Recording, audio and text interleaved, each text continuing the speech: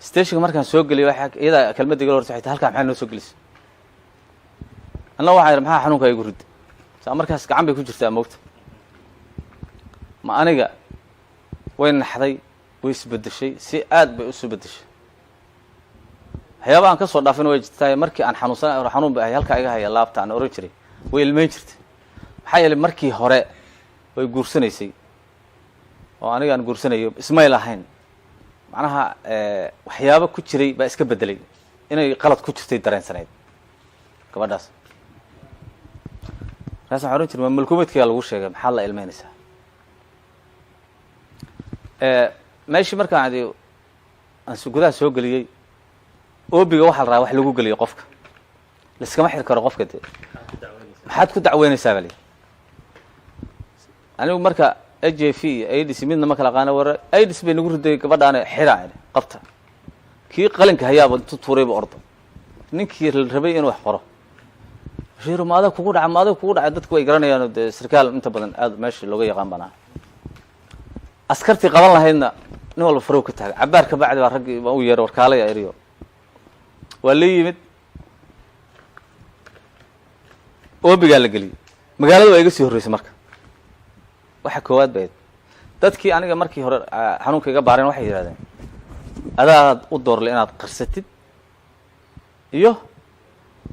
inaad faafiso aday ku talaa ana marka waxaan ku yiri anigu marnaba wax la yaa wax qaran leeyahay oo qaranayo ma jiraan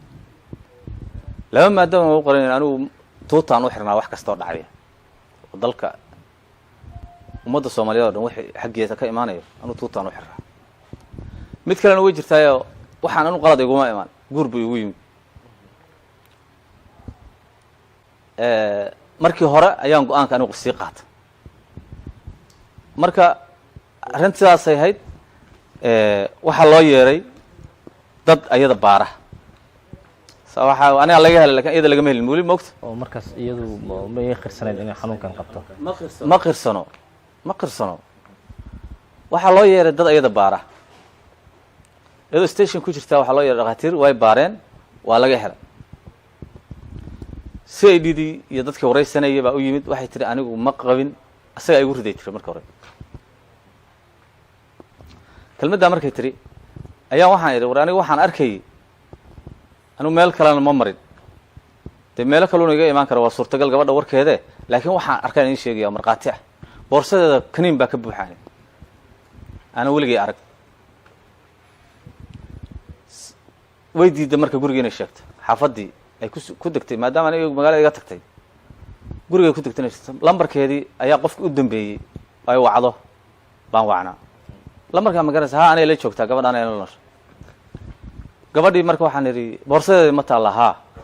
si aniga marka aan shaki loo gelin oo aan loo oran waxa saasay tahay waxaan u diray dad askar iyo dhaqaatiir isku jirto baan iri boorsada soo qaaday gibgeeda waa la soo qaaday waxa la keenay saldhiga way joogan marka ragii maalintaas wali waxba laga duubay laakiin anigu macnaha waan diiday markaas in gabadhaas ayada lagu xadgudbo boorsadeeda ayada fud gacanteeda ku furtay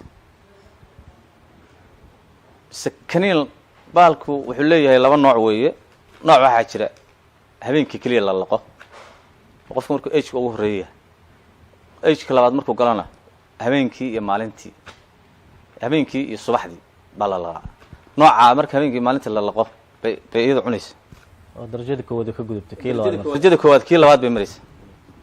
waa qofka gogooye u badanta inta badan waxa dhacday maxaa ku kala falay inaad inkirtid kelmad waxay tiraan de waa adkeynayay adigu warkii oo dhamaystiran waa laga duubay goormo kugu dhacaalay waqtigaas ma ya ogaa oo dadkeena ehelka ya ogaa gabar walaashay kaliya ayaa mas'uuliga ahayd bitir og oo magaaladaas ku nool in magaalada inaan sheego mar rabo oo dadka aan wacyi gelinay kamid yihiin dadka magaalada lafteeda degan wixii waa ugu dhaceen moogta wax culaad aan u hayana ma jirto waa magaalo dadka Soomaaliya kamid ah waxa dhacday aniga waxaan la hadlay aabaheed gabadha aabaheed baan la hadlay waxaan ku yiri xanuunkaasi gabadha la nooshay ana xanuunka baa igu dhacay maalintii ugu horeysay adaan ku weydiistay gabadhaada waxaan ugu tiri geel abaar waqtigaas jilaal aad adag buu ahaa ninkii garanayaa garanaya waqtigaas geel etoobiya loo sii wado oo halkaasoo maarata xoogaa ka da-een maarata baan sii wadaaya dee allah isku kin qayr u yiri ma ogeyn bi adeer laakiin wuxuu yidhi adeer hadday gabadheedi sidaas yeeshay warka waan helay inay qabtay garawana ku xidhan tahay laba maado adaa u door leh dee inaad waajibkaada ka gudanaysid gacantaaday ku jirtaay iyo inaad magtaada ku siiyo yidhi waajibkaa ka gudanayso aad tooganaysid waa tooganayso midhaa ka wadaa adig ad soo doona hawdha ku qaata isaga marka adeer waxaan ku yidhi haddaadna ogeyn waxna kulama jiraan anigu magna ma rabo xoolo kalena ma rabo saacaddan laga bilaabo gabadhana cafis bay iga tahay laakiin sidii waddada aan usoo marin lahayn keliyaan falankeeda qabanaya waxaa jirtay marka gabadha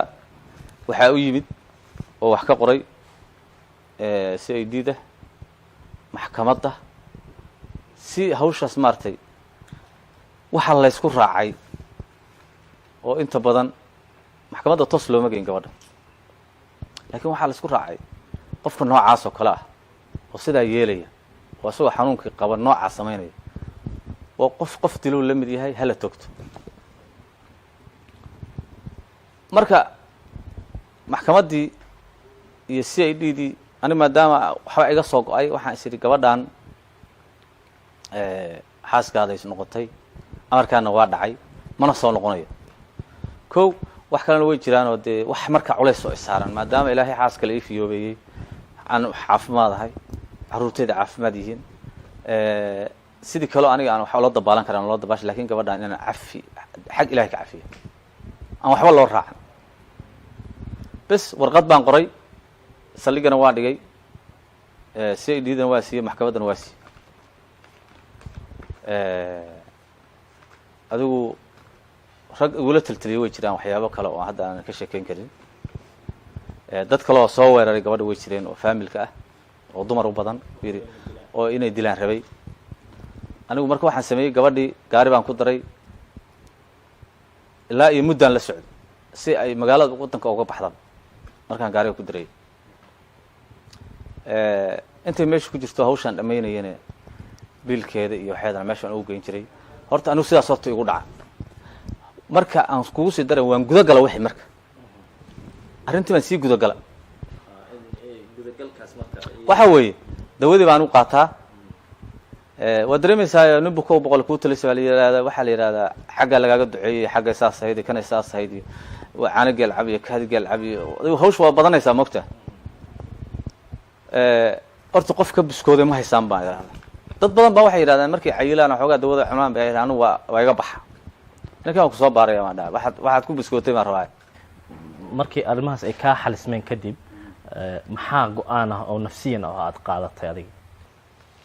waxaan horta go-aan qaatay inaan shaqada ka tago dhinac kale inaan u rogo shaqada aan ka tago dee diinta barashadeeda iyo hawsha iyo inaan halkaa iska aado laakiin aanan arrintan ciidamanimada iska daayo halkaa ka baxo taliyihii booliiska markaa joogay iyo saraakiishii markaa joogtay ama qayb ha ahaato ama cid kalaba ha noqotee waxay ugula taliyeen inaanan shaqada ka tegin haddaad tala naga maqlayso annaga taladeeda qaadanaysana ka tegi misid baale shaqadaada joog weliba taliyaha booliiska waa magacaabaya ereg nin la yihahdo ahaa wuxuu yidhi aniga lacag hadda aan ku siiyo jeebka kaa siina ma hayo kama tegi kadhi shaqadaada waad haynaysaa inta anigu aan joogana waad joogaysaa kuwii ka dambeeyeyna sidoo kale yahay iyo kuwa hadda joogaba shaqadii sidii baan u haystaa meeshii saldhigii aan u joogaa uga shaqeeya haddaan waxa leeyahay haddaan wax hagaajiyaba marka